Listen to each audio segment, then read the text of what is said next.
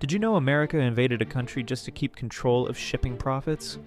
In 1977, President Carter signed a treaty promising to return the Panama Canal to Panama by 1999. But American shipping companies and defense contractors were making $50 billion annually from canal fees, so they found a solution. Fund a military dictator named Manuel Noriega to keep things running smoothly. For years, Noriega worked perfectly with the CIA, even helping with their drug operations, but then he got greedy. He demanded higher canal fees for Panama. Suddenly, America decided he was a dangerous drug trafficker who had to be removed.